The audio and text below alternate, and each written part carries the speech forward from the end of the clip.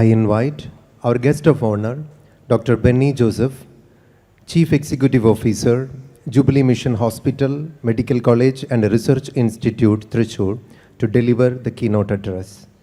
I'm extremely delighted this evening to be part of this elegant function of the graduation ceremony of Sahridaya Institute of Management. First of all, I take this opportunity to thank the Lord Almighty who granted us this great opportunity to witness the achievements of our young and budding managers. As parents, teachers, friends and well-wishers, let us thank the Lord for His dreams have come true in these young, vibrant men and women. A dream that reached its fullest culmination through their hard work, determination, perseverance and commitment. May I take this opportunity to congratulate all the graduates. Hearty congratulations. I also want to thank the significant contribution that your parents, your teachers, and your family have done to make this possible. At this juncture, I just have 3 wishes to make, and those are my 3 short messages. My first wish. When I was sitting here, I was reminded of my doctoral award day. I did my PhD from a professor from Indian Institute of Management, Ahmedabad. And the day in which my public viva defense happened, and when it was announced that I completed my doctorate, as it's customary, I took my guide and her family for a dinner outside. And we went for a beautiful dinner. After the dinner, I dropped my guide in the institute. And while she came out of the car, she asked me to get out of the car and shook my hand and said, "Benny, now on you are going to be Dr. Benny. Let's start our research. Best wishes." For a moment I was shocked. I told Madam, I finished my research. My toil of years together has come to an end. And I'm completing my research. And what did you mean by that? I thought she made a mistake. She said a very powerful message. She said, "Now you have the license to do the research." What she meant is, your degree is a license for you to continue learning. Dear young and budding managers, your learning should continue. The people who are really successful in the corporate world are the people who continuously learn, and people who create, who change and who adapt to the situations around. I can talk about scores of examples of organizations and individuals who have perished because they did not change. Individuals who did not learn by looking at the environment because of which they did not survive. Let me be talking few examples. In 1998, a company called Kodak, I'm sure many of you know, had 170,000 employees. They held 84% of the market share in the world. Few years down the line, when modernization came, when digitalization came, when they did not take the risk to change, 170,000 people were jobless. The organization went for bankruptcy. You know other companies like the HMT watch, or the Ambassador car, or Rajdoot bike, or the Nokia mobile. They are no longer in its earlier pride because they failed to change and they failed to continuously learn. Those companies and individuals did not fail because they did not have the quality of deliverables at that time, but they did not adapt to the competition and they did not make changes according to the need of the world around us. For that reason, my dear friends, you should continue your learning.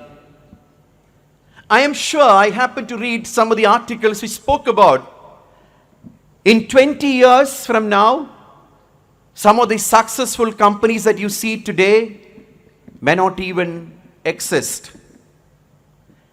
And you are in the cusp of the fourth industrial revolution. Some of the changes that you see around are astonishing. Especially when we look back when I was doing my B school around 20 years back. And when I reflect today, some of the changes that you see today are completely astonishing. Take the example of Uber. Uber is just a software. It doesn't own a single car, but it is the largest taxi company in the world. Airbnb is the world's largest hotel chain. It doesn't own a single hotel.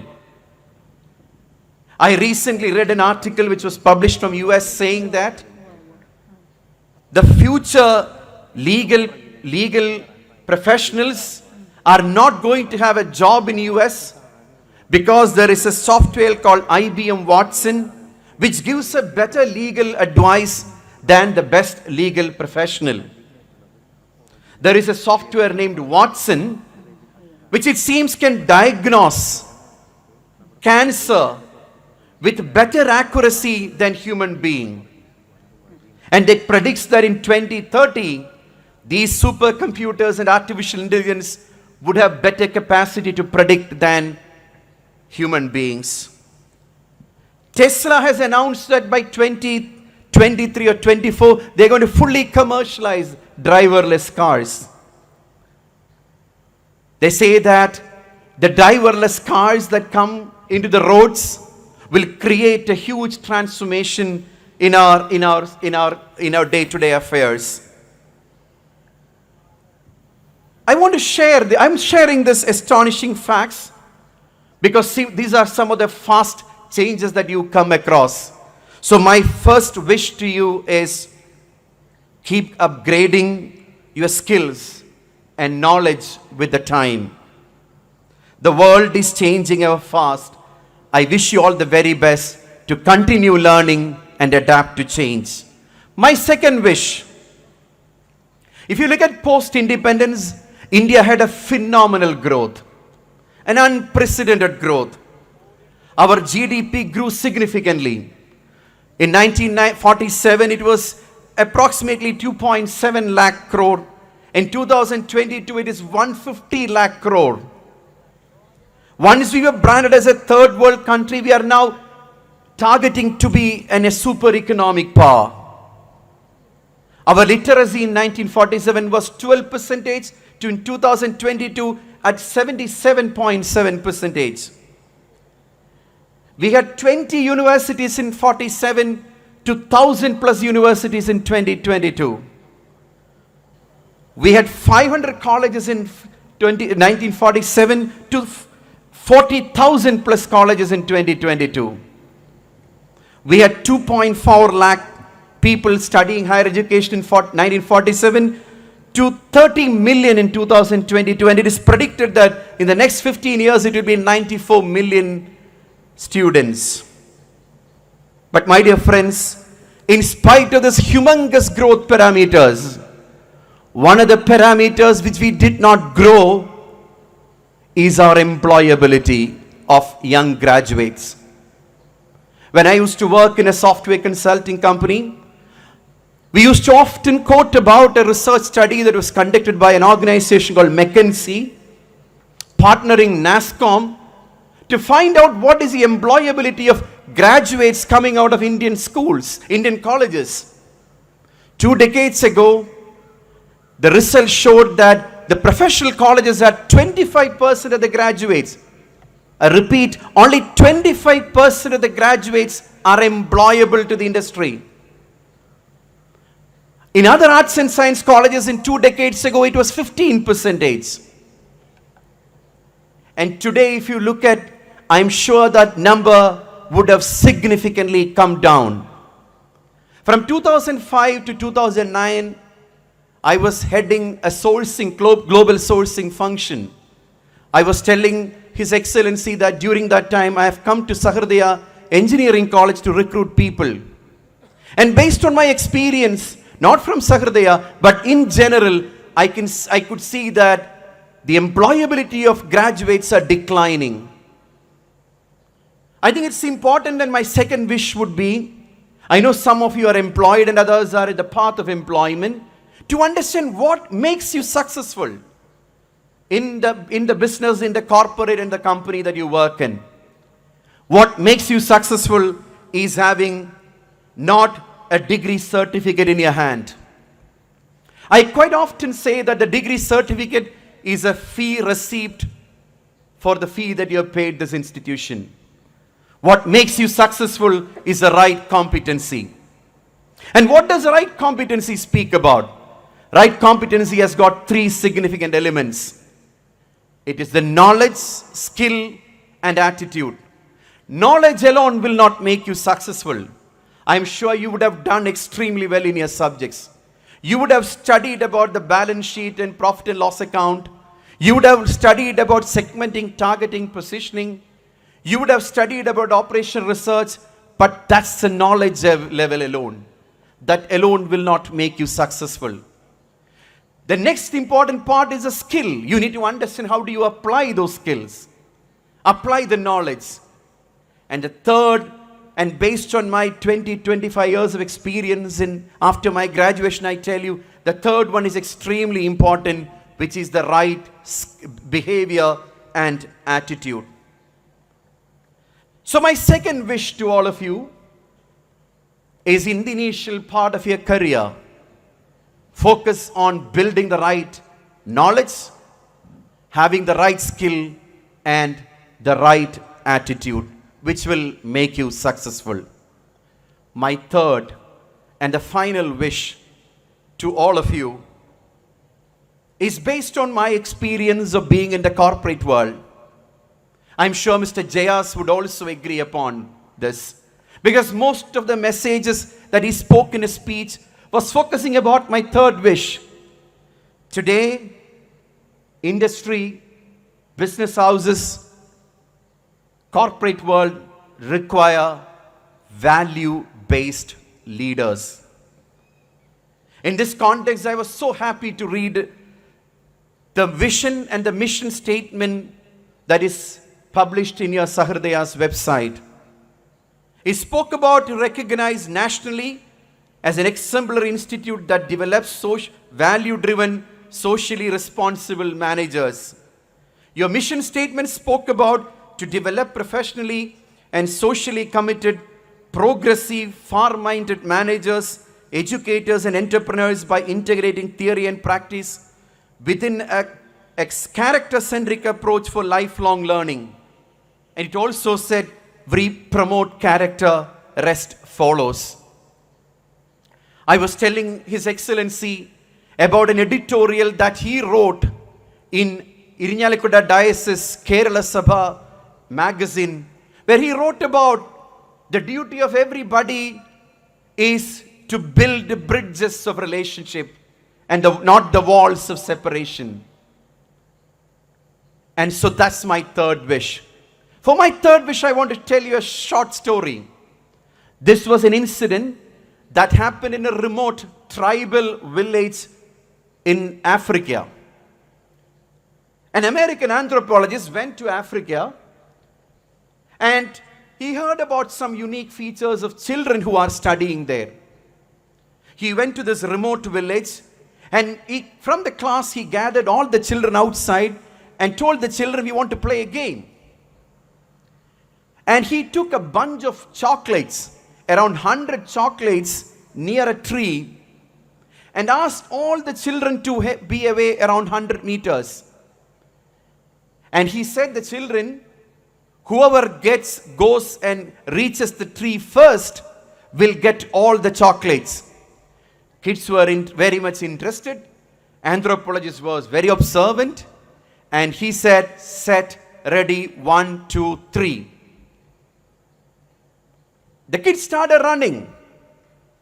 But after probably a few seconds, the kids who were in that remote African tribal village looked around, and in that competition, the kids started holding each other's hand, and they started moving together to the tree, and they all reached together. They got the chocolates together. They shared it each other. The famous American anthropologist was astonished. He said, why did you children do what you have done just now? The children immediately replied, it is because Ubuntu. There is a software called Ubuntu.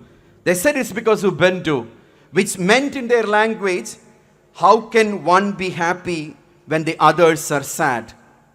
Ubuntu literally meant, I am because we are.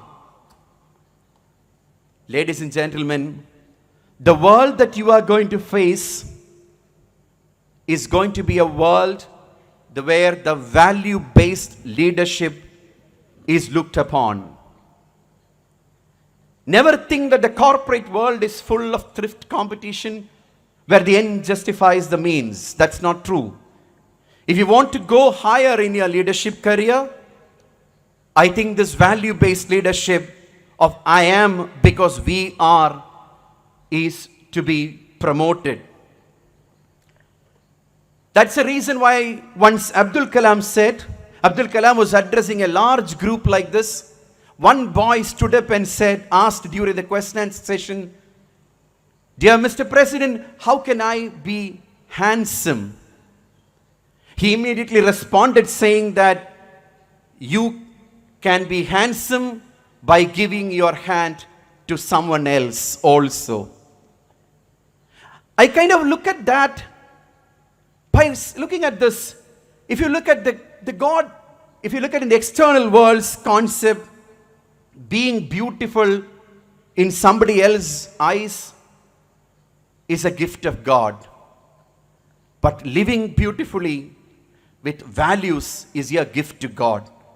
So my third wish, my dear friends, is uphold the value-based leadership. I want to conclude my speech, but I can't resist by talking about few words in my concluding message. When I see this young and vibrant group sitting in front of me, I get overwhelmed with joy.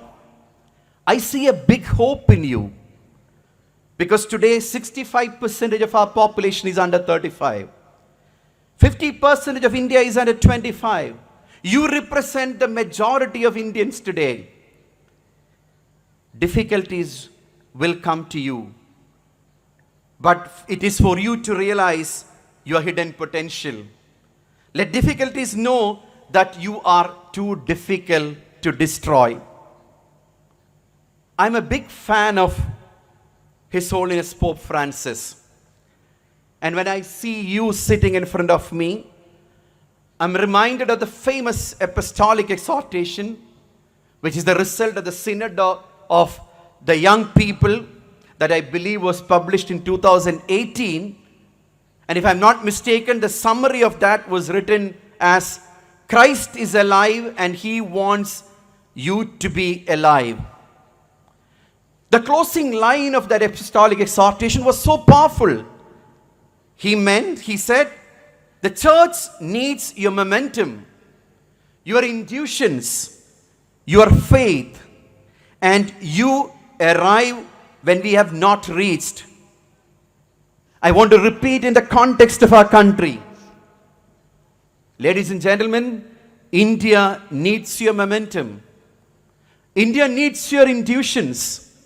India needs your faith. My dear friends, you don't have to be great to get started, but you have to get started to be great. Michelangelo, an Italian painter, says, the biggest danger is not to dream big and fail, but dream small and succeed. Ladies and gentlemen, if you want to really shine well like a sun, you need to burn like a sun. I'm sure everybody speaks about World Cup today. Couple of days back, Lionel Messi gave a beautiful sentence. He said, "This is my last chance to play in this World Cup and let me be playing at the best." Ladies and gentlemen, this is your first and last chance to be at the youthful age. Do your best. Stand up to be seen by others. Speak out to be heard by others. And most importantly, do good to be felt by others. May God bless you.